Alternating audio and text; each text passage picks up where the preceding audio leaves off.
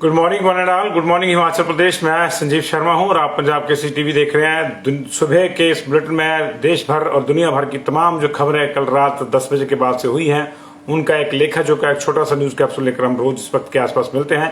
बहुत बहुत शुक्रिया आप लोगों का। आप दफ्तर पहुंचने की जल्दी में होंगे, बीच में हम लोगों से जुड़ते हैं, इसके लिए हम आपके आभारी हैं। Deepak Verma ji good morning. Thakur Suraj Pandit ji thank you जी। अनिता ठाकुर जी, ठाकुर सूरज पंडित जी, आपका मामला हम उठाएंगे अगले बुलेटिन में, क्योंकि इसको पढ़ लेंगे आराम से फिर करेंगे। जी सुरजीत पंडित जी बिल्कुल बिल्कुल बिल्कुल, ये क्लर्क वाला जो मामला आप 2016 का बता रहे हैं इसको उठाएंगे जी। तो बाकी बहुत से लोग भी हमारे साथ जुड़ रहे हैं जी। रेखा शर्मा जी जुड़ गई हैं, thank you very much. Sanjeev Gautam ji thanks for joining. और इसको काइंडली शेयर भी कर दीजिएगा, जल्दी से जल्दी पहुंचिए। 2-3 खबरें हिमाचल प्रदेश के लिहाज से जरूरी हैं जो मुझे बतानी है आपको। एक तो हिमाचल प्रदेश में हम लोग कब जो है फुल स्विंग में थर्ड वेव को एक्सपेक्ट कर रहे हैं। स्वास्थ्य विभाग ने इसका एक छोटा सा आंकड़ा जो है, छोटा सा अनुमान लगाया है। और परसों से बूस्टर डोज लगनी है। आपके घर में जो बुजुर्ग हैं या फिर हमारे जो फ्रंट लाइन वॉरियर्स हैं उनको किस तरह से डोज लगेगी ये बताएंगे जी। और जेबीटी की भर्ती पर अदालत ने जो रोक लगा दी उसकी चर्चा करेंगे।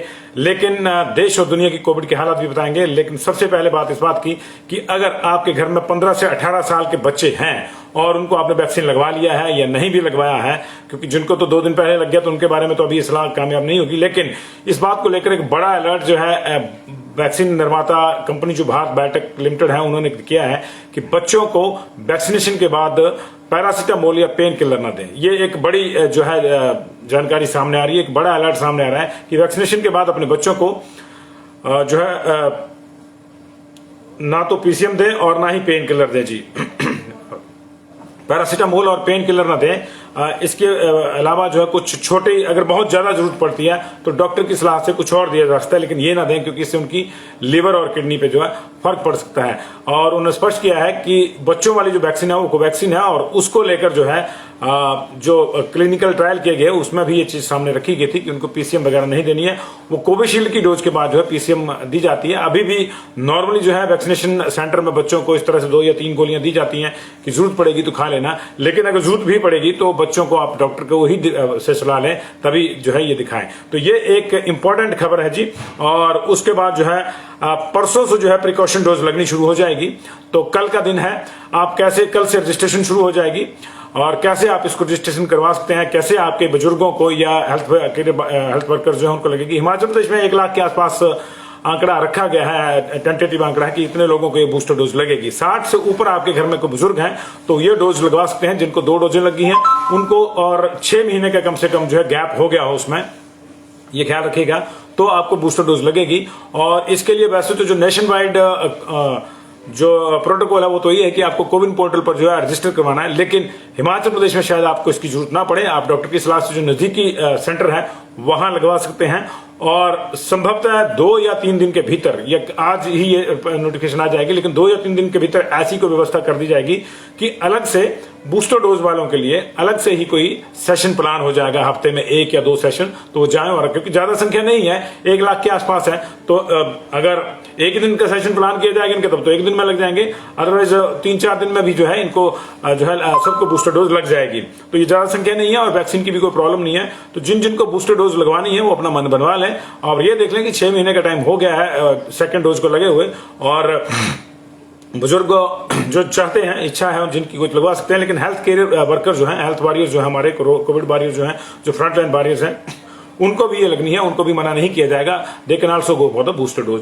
अब फ्रंट लाइन वॉरियर्स में जो कैटेगरीज हैं फिलहाल वही डील होंगी, उसमें कोई बदलाव नहीं किया गया है।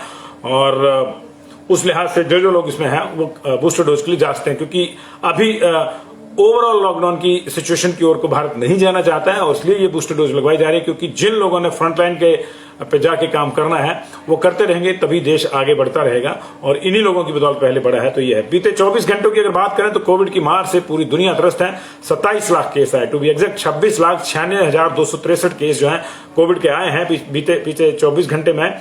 और अकेले अमेरिका में 8,49,000 केस मिले हैं, फ्रांस में 3,28,000 केस मिले हैं, ब्रिटेन में 1,78,000 केस मिले हैं और चौथे नंबर पर भारत चला गया है, वहां पे 1,41,000 केस मिले हैं। 5वें नंबर पर स्पेन है, 1,15,000 केस मिले हैं। अर्जेंटीना में 1,10,000 केस मिले हैं और इटली में भी 1,08,000 कोरोना संक्रमित मिले हैं। इटली से 3 फ्लाइट्स आई हैं पिछले 2 दिन में अमृतसर में, और उनमें 350 से ज्यादा लोग जो हैं वो कोविड पॉजिटिव पाए गए हैं, और कुछ ओमिक्रॉन के केस भी उसमें हो सकते हैं, ऐसा है, ऐसी संभावना है। लेकिन दिलचस्प ढंग से 25 लोग जो हैं, जो पहले दिन की फ्लाइट में आए थे 129 लोग पॉजिटिव, उनमें से 25 लोग जो हैं वो पुलिस को चकमा देकर क्वारंटाइन सेंटर से भाग निकले हैं। तो इससे भी चिंताएं बढ़ गई हैं। देश की बात करें तो देश में शुक्रवार को 1,41,986 मरीज नए आए हैं, 344 लोगों की मौत हुई है। इससे पहले गुरुवार को 1,17,094 मामले दर्ज किए थे। शुक्रवार को जो है 39,580 लोग ठीक भी हुए, और एक्टिव केसों का आंकड़ा अब अचानक बढ़कर देश में 4,83,463 हो गया है। ये 50,000 को हम एक्सपेक्ट कर रहे थे किया जाएगा, लेकिन फिर से रिवर्स लिया इसने, और अब ये 4,83,463 हो गया है। अच्छी बात यह है कि वैक्सीनेशन का काम जो है बड़ी तेजी से हो रहा है। 150 करोड़ डोज जो है अब वैक्सीनेशन की लगाई जा चुकी है वैक्सीन की, और 5 दिनों के भीतर ही 2 करोड़ किशोरों को टीका लगा है। 2 करोड़ किशोरों को 5 दिन के भीतर टीका लगा है। हिमाचल प्रदेश में भी लगभग 2 लाख किशोरों को, जो 15 से 18 आयु वर्ग के हैं, उनको ये टीका लग चुका है, और ये इस लिहाज से अच्छी बात है। महाराष्ट्र के अगर टॉप 5 राज्यों की बात करें तो सबसे ऊपर महाराष्ट्र है। 40,925 लोग कल पॉजिटिव आए हैं वहां पे। अकेले मुंबई में जो है 21,000 लोग पॉजिटिव आए हैं वहां पे, और महाराष्ट्र में इस समय 1,41,492 लोग एक्टिव हैं। 20 लोगों की कल मौत हुई है। पश्चिम बंगाल दूसरे नंबर पे है, वहां पे 18,213 लोग पॉजिटिव पाए गए हैं। 18 लोगों की मौत हुई है। 51,384 लोगों का भी वहां इलाज चल रहा है। दिल्ली में 17,335 लोग पाए गए हैं पॉजिटिव, 8,951 ठीक भी हुए हैं, और वहां पे 39,873 एक्टिव केस हो गए। 9 डेथ हुई है पिछले कल। तमिलनाडु में पिछले कल 8,981 लोग पॉजिटिव आए हैं, 8 लोगों की डेथ हुई है। एक्टिव केस वहां पे 30,817 हो गए हैं। कर्नाटक में 8,449 लोग पॉजिटिव आए हैं पिछले कल, 4 लोगों की मौत हुई है। एक्टिव केस वहां पे 30,113 हो गए हैं। उत्तर प्रदेश में 4,223 लोग पॉजिटिव आए हैं, 101 मौत हुई है, 119 ठीक हुए हैं, और 12,327 हो गया वहां पे एक्टिव केसेस का आंकड़ा।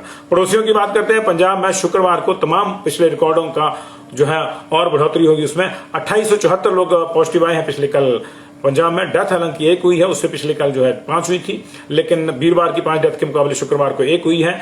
राज्य में अब 10,000 को आंकड़ा पहुंच रहा है एक्टिव केसेस का। 9,425 एक्टिव केसेस हो गए हैं। हरियाणा में 3,748 लोग पिछले कल पॉजिटिव आए हैं, और 10,000 पार कर गया वहां पे। 10,775 वहां पे एक्टिव केसेस हो गए हैं।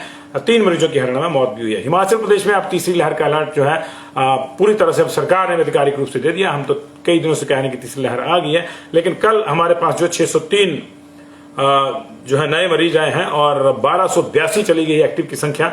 तो अब जो है सरकार ने आधिकारिक रूप से कह दिया कि अगले 15 दिन के भीतर तीसरी लहर यहां पूरी तरह से पूरे प्रदेश को अपने ग्रिप में ले लिया। अभी तो शीतलहर ने ग्रिप में लिया है, लेकिन अगले 15 दिन के भीतर 20 जनवरी के आसपास से एक्सपेक्ट कर रहे हैं कि पूरा प्रदेश जो है वो 3rd लहर की चपेट में होगा। फिर कब ये पीक पे आती है, ये फरवरी में जाएगा मामला, क्योंकि 15 से 20 दिन जो है इसको लग रहा है कि फरवरी में ये पीक पे होगा। 15 से 20 दिन लेगा। तो सभी डीसी और एसपी को, और जो मेडिकल सीएमओज हैं, चीफ मेडिकल ऑफिसर्स हैं, उनको ताकीद कर दी गई है कि इस लिहाज से तैयारियां करें। 20,000 होम आइसोलेशन किट तैयार करने की बात अब सरकार ने कबूली है। हमने आपको ये खबर 3 दिन पहले दी थी, लेकिन हालात जो है हिमाचल प्रदेश के वो अच्छे नहीं हैं, और उनकी मैं चर्चा एक बार आपसे कर दूं हिमाचल प्रदेश की। और इसके लिए मैं आपको एक ग्राफ से आपको ज्यादा समझाना चाहूंगा।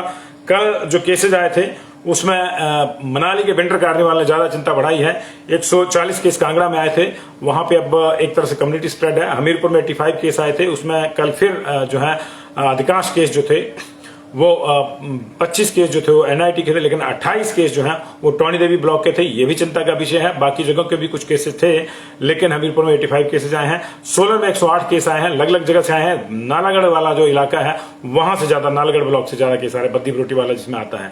पूरी अगर पॉजिटिविटी रेट की बात करें तो कांगड़ा का पॉजिटिविटी रेट हिमाचल प्रदेश में 14.3 हो गया है।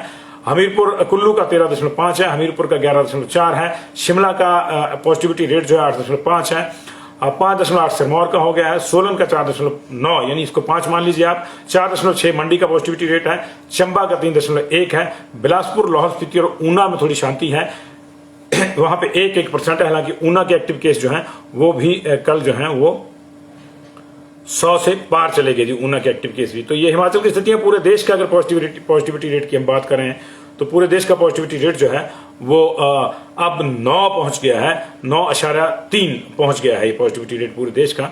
तो ये प्रॉब्लम है। लेकिन मनाली वाला जो मामला है अब कहीं बड़ा हो सकता है वहां पे। एक तो अभी भी वहां स्नोफॉल के चक्कर में बहुत से टूरिस्ट हैं, विंटर कार्निवल वहां हो रहा था, टूरिस्ट बहुत इंटरमिंगल हुए। वहां विंटर कार्निवल कमेटी के जो हेड होते हैं लोकल एसडीएम साहब वो पॉजिटिव आ गए हैं, और तहसीलदार भी उनके साथ जो होते हैं ड्यूटी में लगे वो पॉजिटिव आ गए हैं। 22 लोग पॉजिटिव आए हैं, जिनमें से 8 जो है टूरिस्ट भी हैं। अभी ये फर्स्ट हैंड है, अभी जो अब कॉन्टेक्ट ट्रेसिंग में कितने आते हैं आगे, कितने पकड़ में आते हैं ये देखना होगा। लेकिन अब अपने आप में चिंता जो है बढ़ गई है। और देश में अगर हम बाकी केसेस की बात करें, जो ओमिक्रॉन का मामला है वो भी 3000 पार कर गया है। 1196 लोग हालांकि ठीक हो गए हैं, 1814 अभी भी एक्टिव हैं। तो ये चीजें लगातार बढ़ रही हैं। हिमाचल प्रदेश की कुछ और खबरों की मैं बात करूंगा, और उसमें जो है जेबीटी वाला जो मामला चला हुआ था, बीएड वालों को जो है एंटरटेन करना है या नहीं करना है, उसको लेकर जो है पहले कोर्ट ने फैसला दे दिया था कि जो नेशनल काउंसिल फॉर टीचर्स है एनसीटी, उसके निर्देशालय, उसके जो नियमावली थे उसके मुताबिक बीएड वाले एंटरटेन किए जा सकते थे। और उसके बाद जेबीटी वाले ने प्रदर्शन भी किया, सरकार उनके पक्ष में जो है उन्होंने पुनर्विचार याचिका लगाई। तो कल पुनर्विचार याचिका के बाद जो है बीएड डिग्री धारकों को भी शामिल करने का जो अपना फैसला था कोर्ट का, उस पर माननीय हाईकोर्ट ने रोक लगा दी। उसी बेंच में गया था माननीय न्यायाधीश त्रिलोक चौहान जी और माननीय न्यायाधीश सत्येंद्र वैद्य जी की खंडपीठ ने जो है सरकार की पुनर्विचार याचिका पर प्रारंभिक सुनवाई के पश्चात जो है अपने पहले फैसले पर रोक लगा दी है। अगली सुनवाई 25 फरवरी को रखी गई है, और उसमें क्या होता है क्या नहीं ये देखना होगा। लेकिन ऐसा माना जा रहा है कि अब जो है लॉ डिपार्टमेंट के साथ और एडवोकेट जनरल के साथ सलाह करके जो है जेबीटी का रिजल्ट जो है सरकार निकाल सकती है। हालांकि पीईटी मामले में जो है अभी जो सुनवाई जो हाई कोर्ट में थी वो टल गई है। इसमें सरकारी वकीलों ने ही समय मांगा था, और कोर्ट में चल रहे केस के कारण इसकी भर्ती प्रक्रिया पर जो है अभी स्टे लगा हुआ है। गुरुवार को सुनवाई के लिए अगली तारीख जो है 8 मार्च को पड़ी है। तो ये मामला थोड़ा लंबा जाएगा जी। तो ये वहां का स्थितियां हैं हिमाचल प्रदेश की। बाकी खबरों की दिन भर दूसरी खबरों पर नजर रहेगी, मिलते रहेंगे। शुक्रिया इसको शेयर करने के लिए। रात को 9:30 बजे जिन जिन लोगों के अभी मैसेज आ रहे हैं जी, उन लोगों को जो है ठीक कर देंगे जी हम, और इसको जो है उन लोगों के मुद्दे जो हैं वो उठाएंगे, और बाकी चीजों को भी हम ठीक रखेंगे। और दिन भर आप बाहर रहें, कोई बंदिश नहीं है। दिल्ली में पिछली रात से कर्फ्यू शुरू हो गया है, वीकेंड कर्फ्यू है वहां पे। कर्नाटक में भी दो दिन अब वीकेंड कर्फ्यू रहेगा। 19 तारीख तक जो है 2 दिन का वीकेंड कर्फ्यू रहेगा, यानी 2 हफ्ते आप ले लीजिए, 19 जनवरी तक का है। उसके बाद एक्सटेंड भी हो सकता है। हिमाचल प्रदेश में नाइट कर्फ्यू है। बंदिशें जो है सोशल गैदरिंग को लेकर है, लेकिन अपर लिमिट उसमें कुछ नहीं है। ये माना जा रहा है कि बंदिशों का दौर भी थोड़ा और कड़ा हो सकता है। शायद बाजार की लिमिट जो है कुछ तय कर दी जाएगी, या कुछ और चीजें हो सकती हैं। लेकिन अभी देखना होगा कि क्या होता है क्या नहीं होता। अगले 2-3 दिन में होगा। आज संभवतः समर क्लोजिंग स्कूलों को लेकर कोई फैसला हो जाएगा कि उनको अभी क्लोज रखना है, या फिर 9वीं 10वीं और 11वीं 12वीं को बुला के लोअर क्लासेस को नहीं बुलाना है। क्योंकि 2 ही मामले वहां पे आए हैं। पिछले कल वहां बैठक हुई थी। तमाम चीजों के बाद जो है जो एक ज्यूरी थी शिक्षा विभाग की, वो इस नतीजे पे पहुंची है कि 2 फार्मूले उनके सामने हैं, उनमें से किसी एक को चुना जाए। पहला यह है कि सभी क्लासेस की जो छुट्टियां हैं समर क्लोजिंग स्कूलों की, वो 8 की बजाय जो है वो लोहड़ी तक बढ़ा दी जाए। लोहड़ी के बाद उनको 15 से खोला जाए, 14th के बाद खोला जाए उनको। या फिर जो है अगर सोमवार से स्कूल खुलने भी हैं तो 9वीं 10वीं 11वीं 12वीं को ही बुलाया जाए। तो क्या फैसला होता है क्या नहीं आज देखना, क्योंकि सरकार के साथ भी जो है डिस्कशन होगी, उसके बाद ही होगा। भूपेंद्र वर्मा जी मैंने बता दिया, आपका मुद्दा ले लिया समर क्लोजिंग स्कूलों वाला। 556, 817 ये पशु सहायक, इन सबको लेंगे जी, शाम को लेंगे सारे मुद्दे। ये 9:30 बजे मिनट में विस्तार से लेंगे। मैं दिन भर आपके जो मैसेज आए हैं मैं पढ़ लूंगा। हालांकि अभी भी मेरी आपसे ताकीद है कि मैसेज यहीं पे करें। मैं यहाँ के मैसेज को पढ़ता हूँ, जो व्हाट्सएप पे मेरे अपने मैसेज आते हैं, क्योंकि बल्क में आते हैं तो फिर उनको कई बार नहीं भी पढ़ पाते। यहाँ जो आते हैं बुलेटिन में मैसेज जो आते हैं उसको हमारी पूरी टीम पढ़ती है, क्योंकि अकेले के बस का रोग नहीं भी होता है इनको पढ़ना, तो पूरी टीम पढ़ती है और सारी चीजों को लिया जाता है जी। Thank you very much.